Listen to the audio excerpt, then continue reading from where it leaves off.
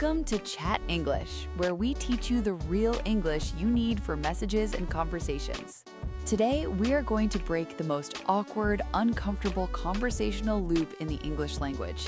You are sitting at your desk on a Monday morning, a Slack message pops up that says, "Morning, how was your weekend?" And your mind goes blank.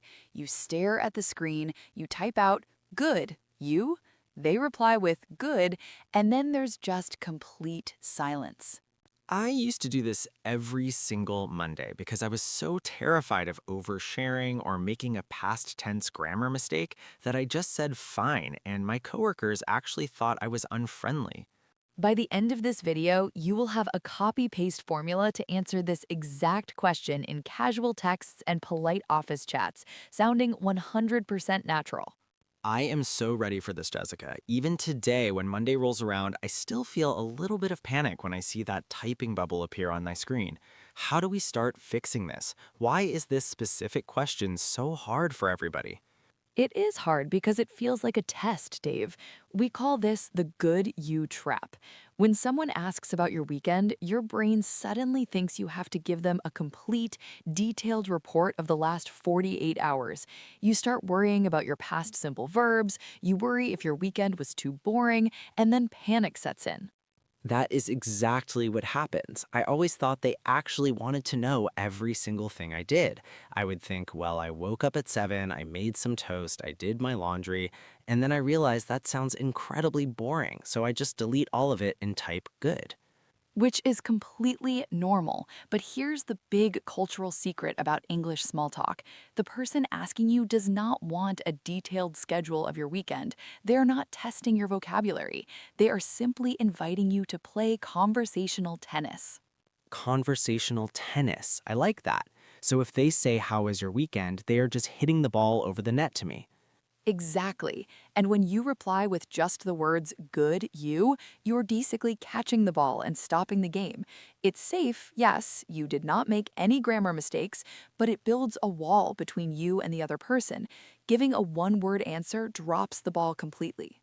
That makes so much sense. By keeping it too safe, I'm accidentally telling my coworker or my new friend that I do not want to talk to them. So how do we hit the ball back properly? What is the secret? The secret is a very simple two-step plan. I call it the highlight and reverse formula. The highlight and reverse. It sounds like a hair salon treatment. It does sound a bit like that, but in a conversation, the highlight means you choose just one interesting or pleasant thing you did. You don't tell them everything. You just give them a tiny snapshot of your weekend. And the reverse is the question you ask to pass the microphone back to them. Okay, a highlight and a reverse. That sounds much easier than translating my entire weekend into English. Let's look at the highlight part first. What makes a good highlight? Do I need to tell them about my trip to the grocery store? Definitely not the grocery store, unless something really amazing happened there. A good highlight is just one specific detail that shows a little bit of your personality.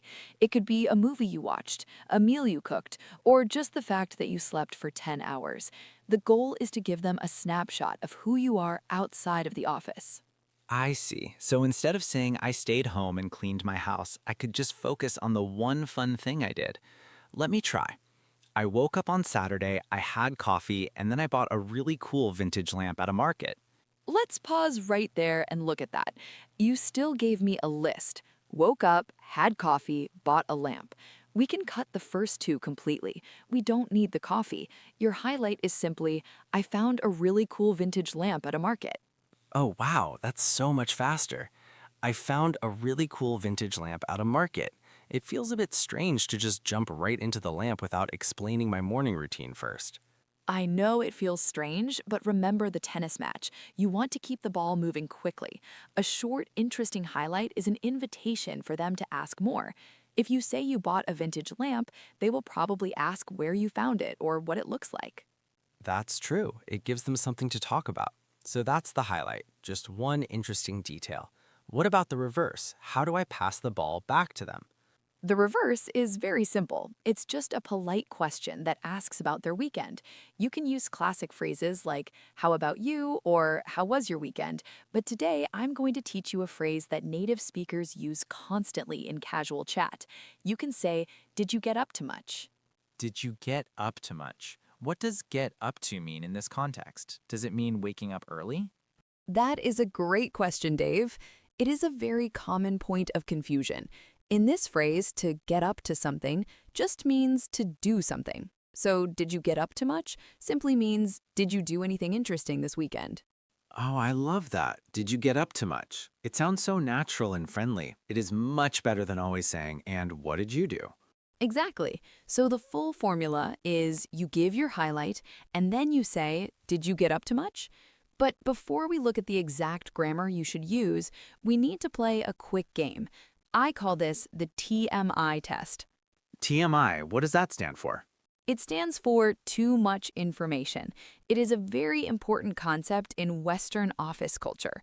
Sometimes learners try so hard to be friendly that they accidentally share things that make the other person feel uncomfortable. Oh, I have definitely done that before. I once told a new coworker a very long story about my cat having stomach problems on a Monday morning. The silence in the office was terrible. That is the perfect example of TMI, Dave. Thank you for sharing that. So let us look at 3 text messages. I want you and everyone watching at home to decide which one is the best reply to a coworker on a Monday morning. I am ready. What are the options? Option A, good, you? Option B, it was terrible, actually. My partner broke up with me and I cried all Sunday. How was yours? Option C, pretty low key. I ended up binge watching a new show. Get up to much? Well, we already know option A is the trap. Good, you is too short and kills the conversation. Option B is definitely TMI, too much information. It is way too heavy and emotional for a Monday morning Slack message. So the winner must be option C. You are absolutely right. Option C strikes the perfect balance. It gives a highlight, but it's not too personal. It's friendly, and it passes the ball back. This balance is crucial if you want to build strong relationships at work or with new friends. You know, learning these unwritten cultural rules is just as important as learning grammar. If I had known about TMI a few years ago, I could have saved myself a lot of embarrassing moments. We have all been there, Dave, and that is exactly why we created this channel. If you want to master these unwritten cultural rules of English and get weekly phrases you can copy and paste into your own chats, please click the subscribe button right now. We make these videos to help you feel completely confident in any English conversation. Please do subscribe, everyone. It really helps us out. Okay, Jessica, so we have the formula, highlight plus reverse. But do I talk to my boss the same way I talk to my best friend? Does the formula change depending on who is sending me the message? That is a wonderful question.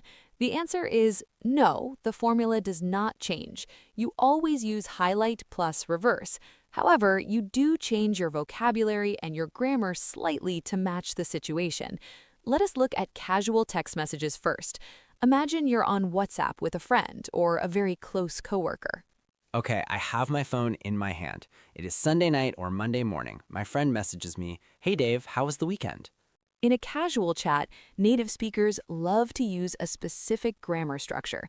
Instead of saying, I watched a movie, which sounds a bit like a textbook, we use the phrase ended up plus an ing verb. For example, I ended up watching a movie. Ended up watching. Why do we add ended up? Does it mean the movie finished? Not exactly. We use ended up to show that something was not a strict plan. It just happened naturally. It shows that you went with the flow. If you say, I decided to watch a movie, it sounds very serious and planned. If you say, I ended up watching a movie, it sounds relaxed, casual, and completely natural. Oh, I really like that. It takes the pressure off. So I could say I ended up ordering a huge pizza, or I ended up sleeping until noon. Perfect examples. You are using the ing verb after ended up, ordering, sleeping. That's excellent grammar for casual chat.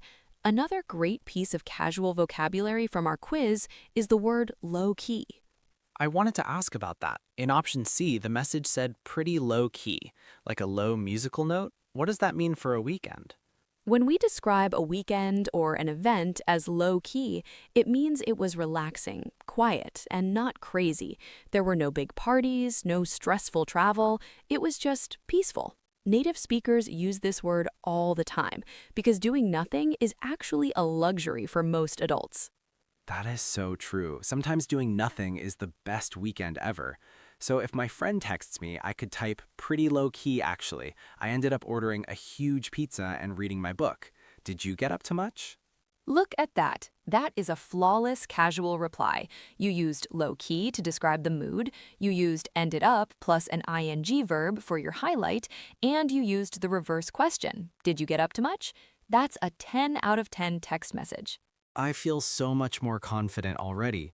But what if it is my boss or a client on Microsoft Teams? I probably should not tell my boss that I ended up sleeping until noon. You are right. With a boss or a professional colleague, you want to sound a bit more put together and productive. So we are going to change the vocabulary. Instead of saying ended up, we are going to use the phrase caught up on plus a noun. Caught up on, like running fast to catch someone? Kind of. In this context, to catch up on something means to do a task that you have been delaying because you were too busy. It shows that you were responsible and productive over the weekend. Oh, I see. So what kind of nouns do we use after caught up on? The most common ones are sleep, chores, and reading. So you could say, I caught up on some sleep, or I caught up on my reading, or I caught up on some chores around the house. Chores. That means housework, right? Like cleaning the kitchen and doing the laundry? Exactly. Chores are the necessary jobs around the house. You might also hear people say they caught up on errands. Errands. How is an errand different from a chore? Great distinction. Chores happen inside the house, cleaning, vacuuming. Errands happen outside the house, going to the bank, returning a package to the post office, buying groceries. Those are errands. That is incredibly helpful. I never knew the difference between chores and errands. So if my boss messages me on Slack on Monday morning and says, "Morning, Dave, how was your weekend?" I want to sound professional. Let me try. Go ahead, take your time. Think about the highlight and the reverse. I would type, "Morning, it was great. I mostly caught up on some chores and went for a long walk. How about you?" That is a brilliant professional reply. You used the polite phrase caught up on some chores, you added a nice, healthy highlight about going for a walk, and you passed the ball back with a polite how about you? It's warm, it's professional, and it's definitely not TMI. I love this formula. It completely removes the panic of staring at the blinking cursor. But Jessica, what if I actually had a terrible weekend? What if my car broke down and I spent 2 days waiting for a mechanic? I do not want to lie and say it was great, but I also do not want to be TMI. That is a very realistic situation. Sometimes weekends are stressful. When this happens, we use a technique called the pivot. You acknowledge that it was hard, but you quickly turn it into a positive statement about Monday. How do I do that without sounding like I'm complaining? You keep it very brief. You could say, I had a bit of a stressful weekend with some car trouble, to be honest, but I'm very glad it's Monday. How is yours? Oh, that is smooth. I had a bit of a stressful weekend, to be honest, but I'm very glad it's Monday. It's honest, but it doesn't drag the other person into my personal drama. Exactly. It shows you're human, but you're still keeping the conversational ball moving. The key phrase there is to be honest. It softens the negative news and makes you sound very genuine. This is all such gold, Jessica. I feel like I have a complete toolkit for Monday mornings now. I know what to say to my friends, I know what to say to my boss, and I know what to do if my weekend was terrible. But I have to admit, I still feel a little bit of anxiety about doing this in real time. Reading about it is easy, but doing it under pressure is hard. That is so normal, Dave. Even native speakers freeze up sometimes when a chat bubble suddenly pops up. The key to overcoming that pressure is active practice. So right now, we are going to practice together. We are going to build muscle memory. Muscle memory for small talk. I'm ready. How are we going to do this? I want everyone watching to get ready. I'm going to pretend to send you a message. You're going to practice your answer out loud right where you are sitting. First, take a moment to prepare. Think of your highlight right now. Choose whether you want to use the casual, ended up doing something, or the polite, caught up on something. Okay, I have my highlight ready. I'm going to go with the casual version because I want to practice sounding relaxed. Perfect. Now, to make this realistic, I'm going to put a 10-second timer on the screen. In the real world, you don't have 10 minutes to write a simple text. You have to reply relatively quickly. So when the timer starts, I will ask the question, and I want you to speak your highlight and your reverse out loud before the buzzer sounds. 10 seconds. Okay, the pressure is on. I'm taking a deep breath. Here we go. The message just popped up on your screen. Morning. How was your weekend? Pretty low-key, actually. I ended up trying a new coffee shop downtown. Did you get up to much?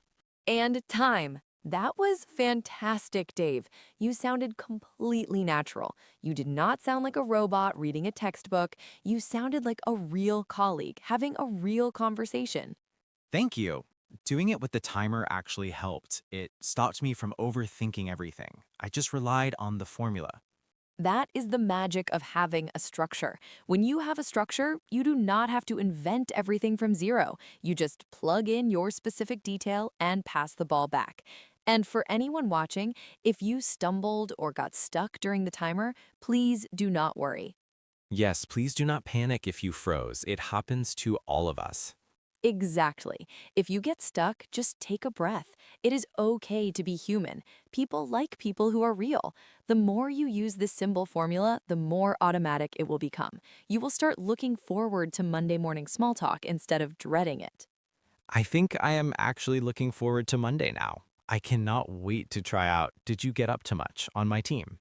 Yes, you can absolutely do this. We believe in you. You have the vocabulary, you have the cultural knowledge, and now you have the structure. And before we go, we want to hear from you. We want to see your new skills in action. Pretend today is Monday. Reply to my message right now in the comments below. Hey, how was your weekend? Did you get up to much? Use the highlight and reverse formula we talked about today. We cannot wait to read your replies and see your highlights. Remember, small talk does not have to be scary. Just take it one message at a time. Keep practicing, keep chatting, and we will see you in the next episode. Bye, everyone.